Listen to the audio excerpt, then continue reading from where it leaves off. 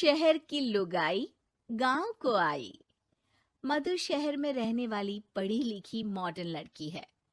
वो और पवन साथ कॉलेज में पढ़ते थे। धीरे धीरे उन दोनों में प्यार हो गया। पर पवन गांव में रहने वाला एक साधारण सा लड़का है। मधु के पिता हमेशा उसे ये बात कहकर ताना देते हैं। तुम वहां गांव में कैसे एडजस्ट करोगी? शादी करके तुम गांव तो चली जाओगी, पर अपनी सारी मॉडर्न सोच और चीजें यहाँ शहर में ही रख कर जाना। ये सुनकर मधु को बहुत गुस्सा आता है। तो क्या हुआ अगर वो लोग गांव के हैं? मैं वहां जाकर उस घर को बिल्कुल शहर की तरह बना दूंगी। शाम होते ही मधु पवन को वीडियो कॉल करती है। अच्छा हुआ तुमने वीडियो कॉल कर लिया। हाँ, मैं तुम्हें आज अपनी माँ से मिलाता हूँ। अरे बिट्टू, क्या कर रहा है? ये क्या है? दूर करना इस टुनटुने को। जाने कौन दिख रहा है इसमें तो। अरे माँ, आपकी बहू का वीडियो कॉल है। आप इसमें अपनी बहू से आमने सामने बात कर सकती हैं। नमस्ते माँ जी, कैसी हैं आप? अरे जका, ये बहू ने अपने कानों में क्या लगाया है? जो कैसे झुमके हैं? झुमके नहीं माँ जी, इन्हें ईयरफोन्स कहते हैं। इससे सामने वाले की आवाज और अच्छे से आती है। मैं आपको भी ला कर दूंगी। अरे नहीं नहीं, हमें नहीं ना चाहिए। हमारा कान बिल्कुल ठीक है। हाँ। माँ जी की ये बातें सुनकर मधु को अपने पिता की बातें याद आ जाती है और वो उसी वक्त ये ठान लेती है कि वो अपने ससुराल को एकदम मॉडर्न ससुराल बनाकर रहेगी। कुछ दिन बीत जाते हैं। पवन और मधु की शादी हो चुकी है। आज मधु का अपने ससुराल में पहला दिन है। माँ जी, मैं आपके लिए एक तोहफा लाई हूँ। अरे इतना बड़ा तोहफा! अरे क्या लाई है रे इस बड़े से बक्से में? मधु बॉक्स खोलती है। ये क्या है? ये वैक्यूम क्लीनर है। मैंने आपको झाड़ू लगाते हुए देखा तो सोचा अब आपका काम आसान हो जाएगा। अरे वाह बहू वाह, तूने मुझे झाड़ू लगाते हुए देखा तो तू मेरा हाथ से झाड़ू लेकर खुद भी तो लगा सकती थी ना। पर नहीं, तूने तुझे मशीन लाकर मेरे हाथ में दे दी कि यह काम हमेशा मैं ही करूं। ये आजकल की शहरी छोरियां बिल्कुल नहीं बदलेगी। मधु को मन ही मन गुस्सा आता है, पर फिर भी अपना गुस्सा भूलकर मधु माजी को वैक्यूम क्लीनर इस्तेमाल करना सिखाती है। अगले दिन मधु सुबह उठती है तो ये आंगन में से कैसी आवाजें आ रही हैं?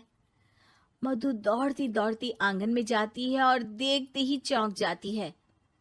अरे माँ जी, ये आप क्या कर रही हैं? और वो क्या है ना, सुबह मैं जब कुएं से पानी निकाल रही थी तो मेरे कान की बाली उसमें गिर गई थी। तो ये तेरा वैक्यूम ना सारी चीजें अपनी तरफ खींच लेता है ना, तो मेरी बाली भी तो निकाल ही देगा। उसी की कोशिश कर रही हूँ, पर न जाने क्यों अब ये चालू ही नहीं हो रही तेरी मशीन। अब वो चालू होगी भी नहीं। पर अब कुएं में से पानी निकाल क्यों रही थी? अरे कमाल करती हो ना बहू। पीने के लिए पानी क्या तेरे मायके से लाऊं मैं? अरे कुएं से ही तो निकालना पड़ता है।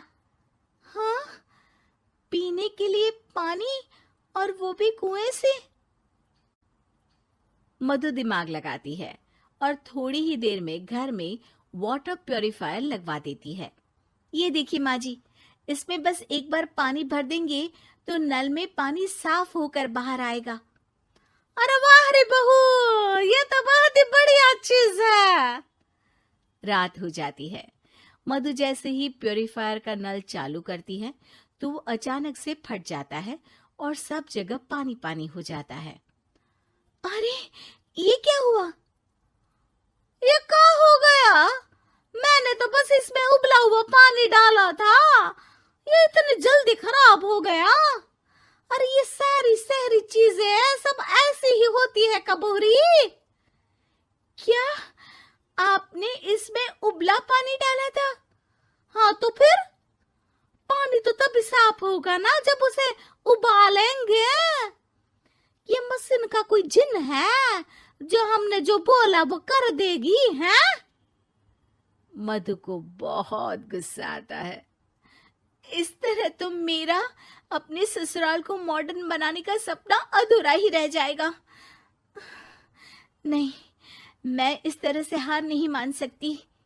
थोड़े ही दिन में मधु पूरे किचन को मॉड्यूलर किचन में बदल देती है। अरे वाह बहुआ, इतनी सारी अलमारियां! माँ जी मॉड्यूलर किचन देखकर बहुत उत्सुक हो जाती है। ये बक्सा का है। बहू ने शायद गलती से इसे यहाँ रसोई में रख दिया है, पर है तो ये बहुत ही बढ़िया। अगले दिन सुबह, अरे मायरी क्या हो गया? मैं तो बर्बाद हो गई। मेरी सारी पूंजी जलकर राख हो गई। हे राम, अब मैं क्या करूं? माँ जी की रोने की आवाज सुनकर मधु दौड़ी दौड़ी किचन में आती है और इतना धुआं देखकर घबरा जाती है। ये सब कैसे हुआ माँ जी? ये आग कैसे लगी? ये सब तेरा इस मॉड्यूलर किचन की वजह से हुआ है, और ऊपर से तूने तिजोरी जो रसोई में रख दी थी, मैंने जैसे ही अपने गहने और पैसे इसमें रखे और बाहर से इस ताले को घुमाया, ये तो 5 मिनट में ही आग बबूला होकर फट गया। अरे माँ जी, ये तिजोरी नहीं है, ये तो माइक्रोवेव है। इसमें गहने नहीं रखते, खाना गर्म करने के लिए होता है ये। और ये जो आपने घुमाया ना, ये ताला नहीं है, आपने इसके टेम्परेचर को फुल कर दिया, इसलिए ये फट गया। माँ जी और जोर जोर से रोने लगती है।